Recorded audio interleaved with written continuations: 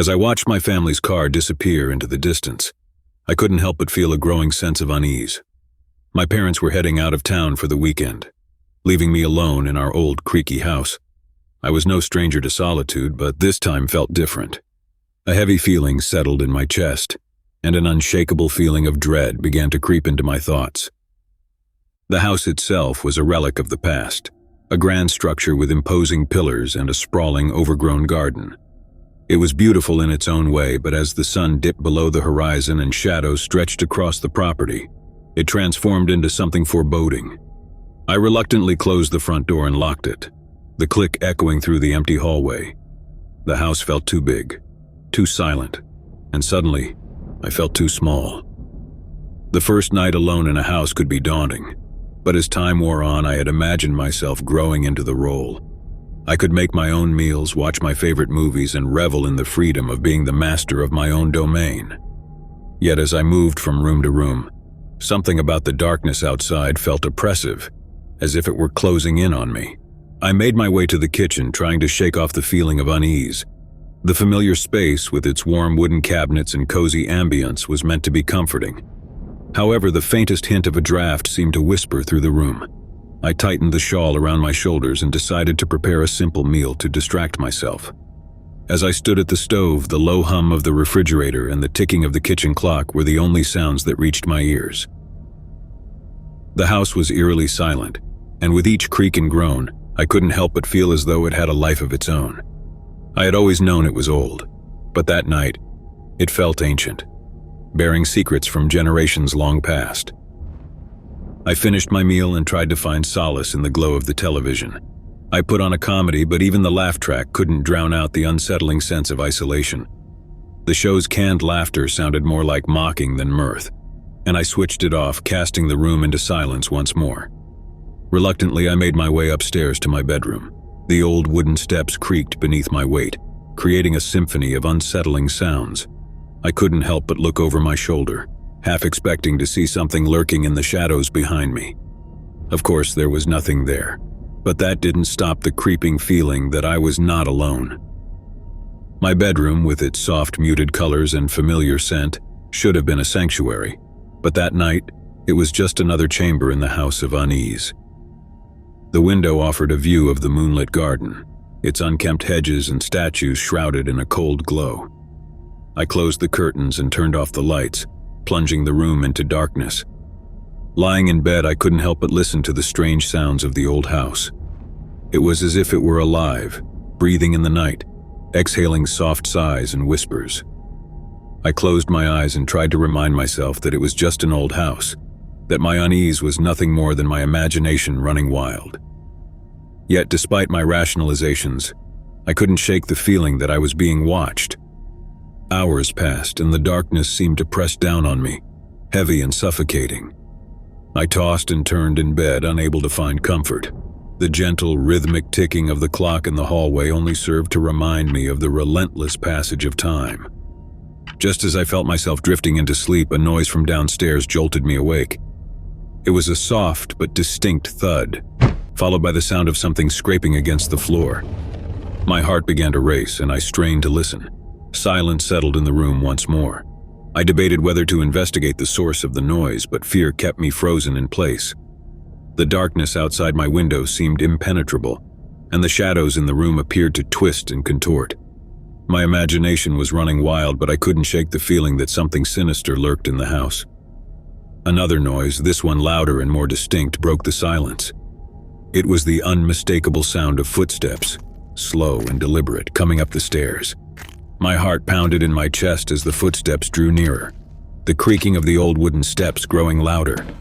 I clutched the blanket tightly, unsure of what to do. My first instinct was to call the police, but the feeling of vulnerability kept me rooted in place. The footsteps reached the top of the staircase and drew closer to my bedroom. Panic surged through me, and I scrambled out of bed, searching for a place to hide. The closet seemed like the safest option, and I squeezed into it, pulling the door closed as quietly as I could. I left a slight crack to peer through, my eyes fixed on the dimly lit room beyond. The footsteps grew louder, and the door to my bedroom slowly creaked open. A figure emerged from the darkness, barely visible in the moonlight. It was a man, tall and slender, dressed in tattered clothing. His face was obscured, hidden by the shadows. He moved with a deliberate, almost predatory grace, as if he knew the house intimately. The intruder's presence sent a cold feeling down my spine. He moved through the room, his eyes scanning every corner. The moonlight revealed a gaunt face with hollow cheeks and a scruffy beard. In his hand, he held a knife, its blade gleaming in the dim light. I held my breath as the intruder approached the closet. His steps were slow and deliberate, and I prayed that he wouldn't discover me. The closet door seemed like paper, too flimsy to protect me from the danger lurking just outside. My heart pounded in my chest, drowning out all other sounds. The man's hand reached for the closet door, and I braced myself for the inevitable. But then, just as his fingers brushed the wood, he hesitated. A low growl echoed through the room, causing the intruder to freeze. The sound was not human. It was primal and filled with menace. I strained to see what had caused it, and my eyes widened in terror. From the darkness of the room, a pair of glowing eyes emerged. They were feral, belonging to a creature that shouldn't exist within the confines of the house. The growl grew louder, more menacing, and the intruder backed away from the closet. In that moment, fear gave way to curiosity. I couldn't see the creature clearly, but I had the distinct feeling that it was not a typical household pet. It was something wild and untamed, a guardian of the darkness. The intruder, sensing that he was outmatched, fled from the room, leaving the closet door ajar. I waited, my heart still racing as the growling receded into the distance. I had narrowly escaped a terrifying encounter, and the feeling of dread had shifted to one of profound gratitude. Hours passed, and the first light of dawn began to filter through the curtains. With trembling hands, I emerged from the closet, still cautious and unsure of what I might find. The house was silent once more, and the intruder was gone. But the encounter had left an indelible mark on me. As I watched the sunrise, I couldn't help but feel a sense of awe for the mysterious guardian that had protected me. The old house had revealed a hidden secret, a protector of the night that had stood between me and danger. The rest of the weekend passed without incident, and when my parents returned, I shared my harrowing experience with them. They were understandably shocked and concerned, but we found no sign of the intruder, and the police were unable to determine his identity. In the following weeks, I began to research the history of the house, hoping to uncover the origins of the guardian that had saved me. It was then that I stumbled upon an old, faded photograph, hidden in a dusty corner of the attic. The photograph depicted a man, tall and slender, dressed in tattered clothing. His face was obscured, but I recognized the scruffy beard and gaunt features. He was standing in the overgrown garden, his gaze fixed on something beyond the frame. The photograph was dated more than a century ago. I couldn't explain the connection between the intruder and the man in the photograph, but it was clear that the old house held secrets that spanned generations. The guardian that had protected me was a mystery, a part of the house's history that had come to life in the darkest of moments. As time passed, the sense of unease in the old house began to fade, replaced by a feeling of reverence for the guardian that had watched over it for generations. The creak of the front door echoed through the empty house as my parents departed for a weekend getaway, leaving my sister, Emily, and me alone. At 17, I was no stranger to spending time on my own. I turned to Emily, who was 12, and tried to muster a reassuring smile. "It's just the two of us this weekend, Em. We've got the whole house to ourselves." She nodded, her eyes wide with a mix of excitement and trepidation. "Yeah, but it's kind of creepy when it's so quiet." I couldn't argue with her. The silence in the house was overwhelming, a heavy presence that seemed to settle in every corner. I told myself it was the absence of our parents that made the house seem so much larger and emptier than usual. We had our dinner in the cozy kitchen, chatting about school and life, doing our best to chase away the unease. But no matter how much we talked, the silence of the house lingered in the background, like a watchful spirit. After dinner, I suggested we watch a movie to distract ourselves from the disconcerting atmosphere. We settled on a comedy, and Emily's laughter filled the room as the characters on the screen stumbled through their ridiculous antics. It was a welcome distraction, but even as we laughed, I couldn't shake the feeling that we were not alone. The movie ended and Emily stifled a yawn. "I'm heading to bed, you coming?" I shook my head. "I'll join you later. Just going to check things out downstairs first." She gave me a worried look but didn't protest. With a quick goodnight, she headed upstairs, leaving me alone in the dimly lit living room.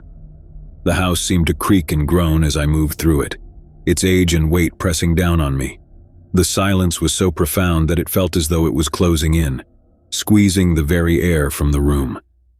I took a deep breath and tried to shake off the feeling of dread. As I passed the hallway leading to the basement, I heard a faint sound, like a whisper carried on the wind. I paused, my heart racing, straining to hear more. But the house remained still, as though it had swallowed the sound. Chalking it up to my imagination, I continued my exploration of the house. I made my way to the large, darkened living room, where heavy drapes blocked out the moonlight. I switched on the overhead light, dispelling some of the darkness that clung to the room. The furniture was old, relics from a different time, and the room held a sense of history that was both fascinating and unsettling. I'd heard stories of past occupants, tales of love and loss, of joy and sorrow, and sometimes it felt as though those stories were imprinted on the very walls. I moved to the bookshelves that lined one wall, running my fingers over the spines of old books and photo albums.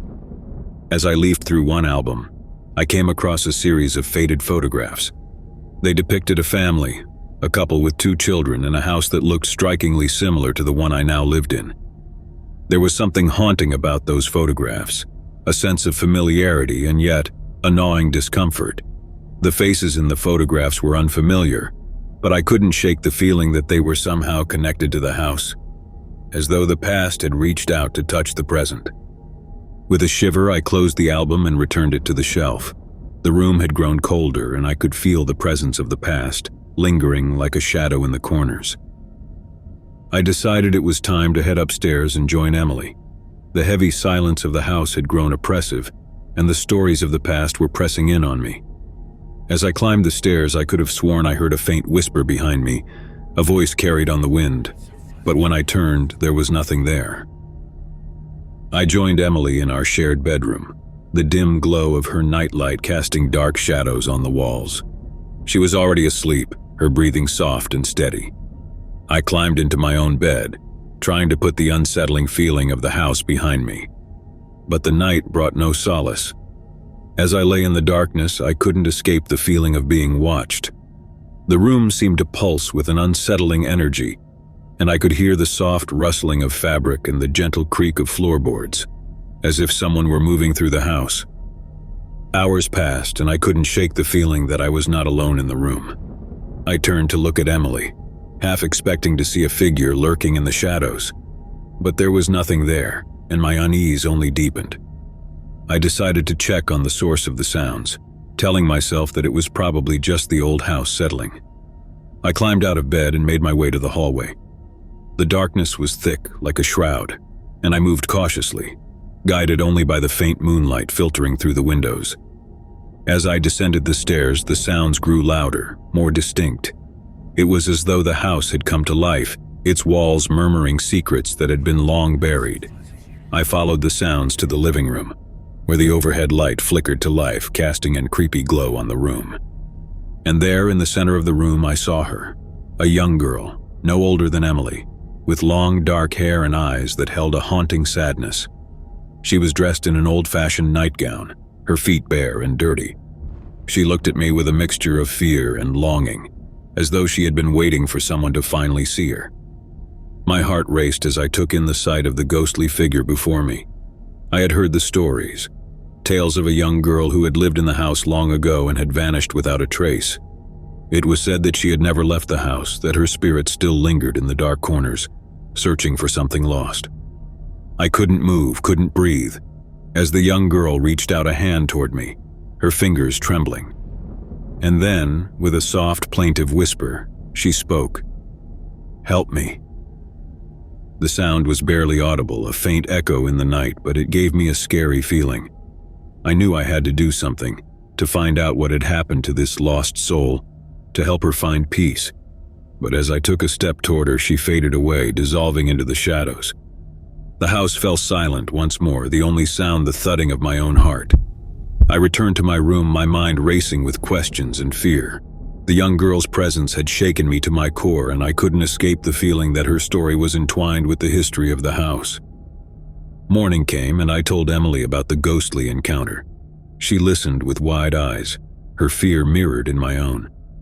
We decided to investigate the history of the house, hoping to uncover the mystery of the young girl and the stories that had been passed down through generations. Our research revealed a tragic tale. The young girl, named Isabella, had lived in the house with her family in the late 1800s.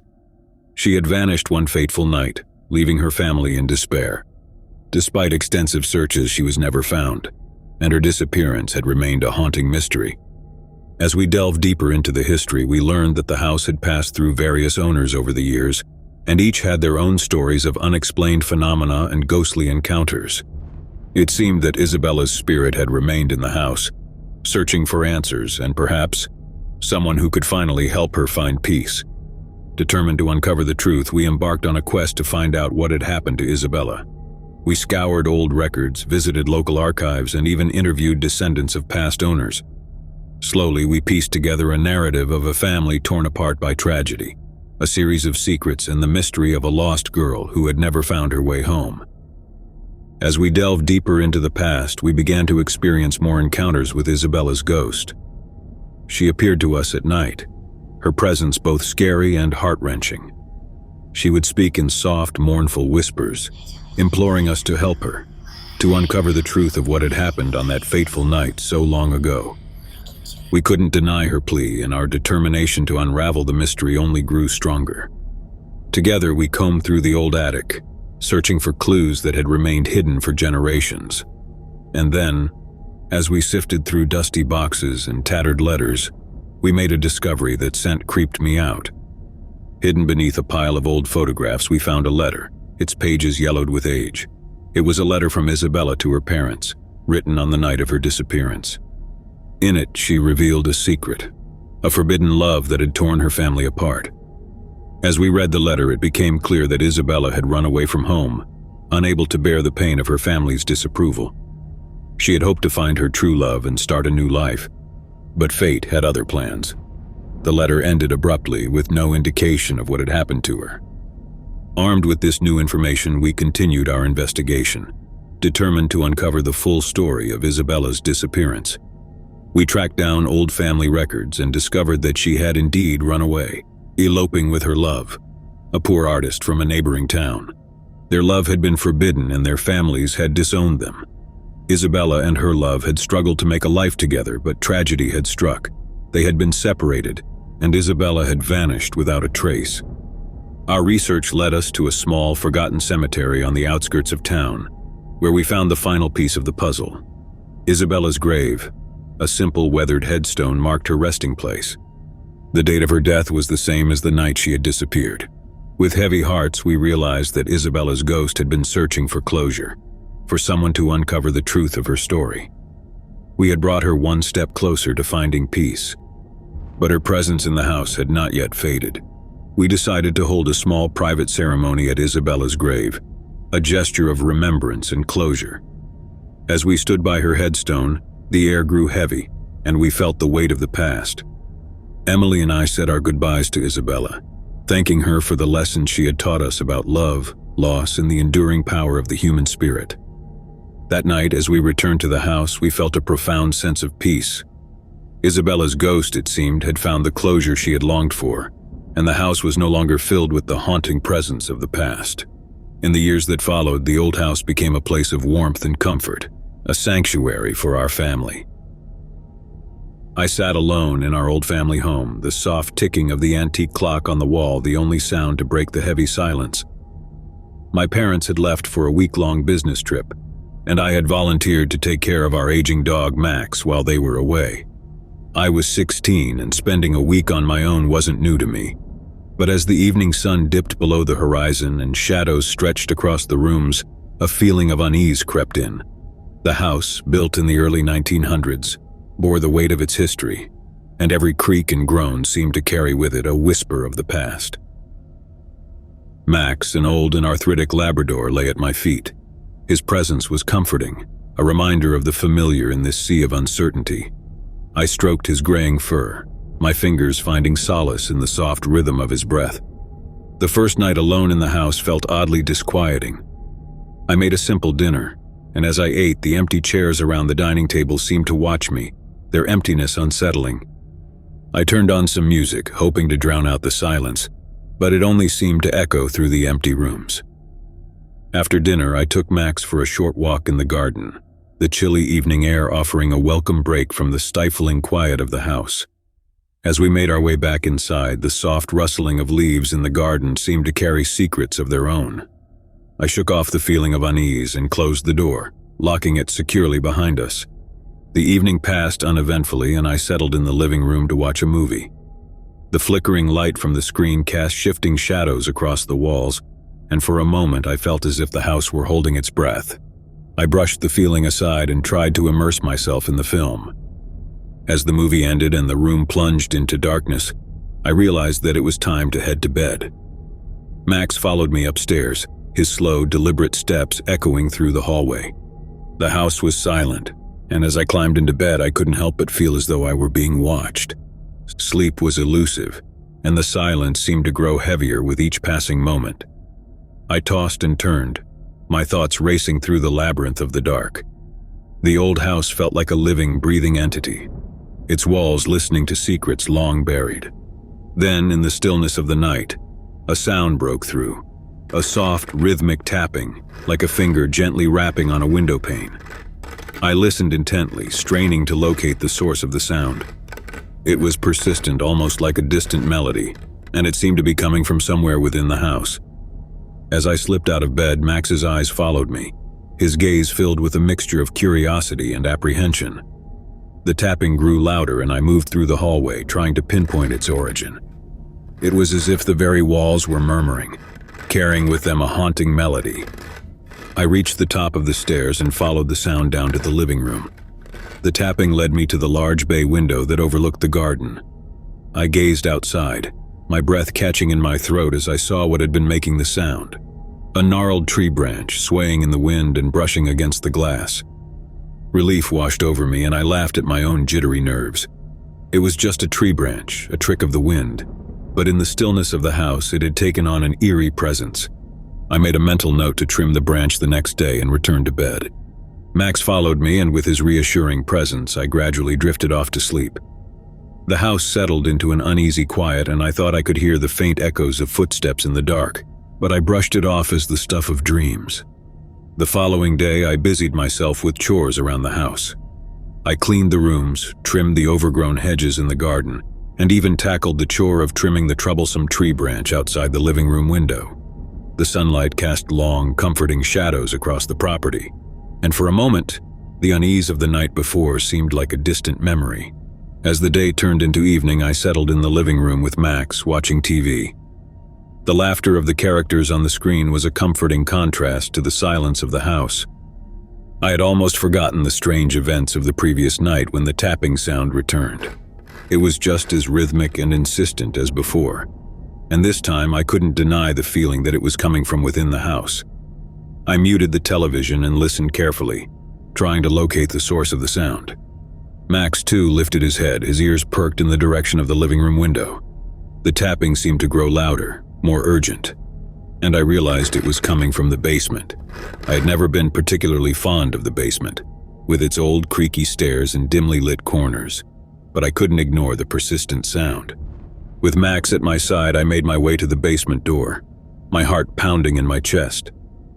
The silence in the house had turned oppressive, and the tapping seemed to be a defiant challenge to that silence. I took a deep breath and descended into the dimly lit basement. The tapping grew louder as I reached the bottom of the stairs, and my eyes were drawn to a small narrow window set high in the basement wall. The window was covered by a tattered curtain, its fabric moving gently in the breeze. And as I approached, I realized that the tapping sound was the curtain brushing against the window frame. Relief washed over me, and I chuckled at my own jittery nerves. It was just the wind, the same wind that had caused the tree branch to tap against the living room window the night before. I made a mental note to secure the curtain and headed back upstairs with Max. That night, I settled into bed with Max at my side, trying to shake off the lingering unease from the previous nights. Sleep once again proved elusive, the silence of the house pressing in on me. I listened to the soft sound of Max's breathing, grateful for his presence. Just as I began to drift off, a sound broke through the stillness. A low, mournful howl. I sat up in bed, my heart racing. It was Max, his head tilted back, his eyes filled with a mixture of fear and confusion. The howl was not his own, but it seemed to be coming from somewhere within the house. I called out to Max, trying to calm him, but his howling continued. I could feel the unease from the previous nights returning, and the house seemed to pulse with an unsettling energy. I knew I had to investigate the source of the sound. With Max following closely, I made my way downstairs, my unease growing with each step. The howling was louder now, echoing through the house like a mournful lament. It seemed to be coming from the basement once again. I reached the basement door and descended the stairs, the howling growing more distinct. It was as though the sound was beckoning me, pulling me deeper into the darkness. I reached the basement window, the same one where I had discovered the tapping curtain the night before. But this time the curtain was still and the window was closed. The howling continued, its source elusive. I could feel Max's distress, his eyes fixed on the dark corners of the basement, as though he could sense something I couldn't. I called out once more, trying to calm Max and to dispel the unease that had settled over me. And then, just as suddenly as it had begun, the howling ceased. The house fell into silence once more, the only sound the soft ticking of the antique clock on the wall. I retreated from the basement, Max at my side, a sense of foreboding settling over me. I couldn't explain the source of the howling, but it was clear that the old house held mysteries that extended beyond its walls. As I climbed back into bed, I couldn't escape the feeling that the house itself was trying to communicate with me. Morning came and I decided to delve into the history of the house, hoping to uncover the mysteries that seemed to be lurking within its walls. I learned that the house had been built in the early 1900s by a prominent family, but their history was shrouded in secrecy. As I delved deeper, I uncovered a newspaper article from the early 1920s. The article described a tragic event, a fire that had claimed the lives of the family who had built the house. The fire had been a mystery, its cause never determined, and it had left the house empty and abandoned for years. I couldn't ignore the feeling of unease that settled over me as I read the article. It was as though the events of the past were reaching out to touch the present, their stories carried on the wind, in the tapping of branches and in the mournful howling that had filled the house. I decided to explore the basement once more, convinced that it held the key to the mysteries of the house. As I descended the stairs, the unease in the air grew heavier, and the basement seemed to shift and contort as though it were a place of secrets long buried. I made my way to the narrow window, the same one where I had discovered the tapping curtain. But this time as I approached, I noticed something strange, a soft, ghostly figure that seemed to be standing just beyond the glass. The figure was indistinct, its features blurred, and it was difficult to make out any details, but there was no denying the sense of a presence, a silent observer who had been watching from the shadows. With trepidation, I reached for the curtain, pulling it aside to reveal the basement window. The figure remained, its eyes fixed on me, and for a moment I felt as though I were looking into the past, into a world that had long since vanished. The figure's eyes held a haunting sadness, a plea for understanding, and it seemed to be reaching out to me, trying to convey a message. I couldn't explain the presence of the figure, but it was clear that it was connected to the mysteries of the house. As I watched, the figure slowly faded away, dissipating into the darkness. The house seemed to breathe a sigh of relief, and the unease that had settled over it began to lift. I returned to my room, my mind racing with questions and fear. The figure in the basement had shown me that the house held secrets that extended beyond its walls, that its history was a tapestry of tragedy and loss. And as I watched the sunrise from my bedroom window, I couldn't help but feel that the house was not just a structure, but a living entity, a repository of stories that were waiting to be uncovered. In the days that followed, I continued my research into the history of the house, determined to uncover the secrets that had long been buried. The figure in the basement had been a messenger, a reminder that the past could not be forgotten, that the stories of those who had lived in the house were still waiting to be told. As I uncovered more of the house's history, I realized that it was a place of both darkness and light, a sanctuary for the lost and a repository of the past.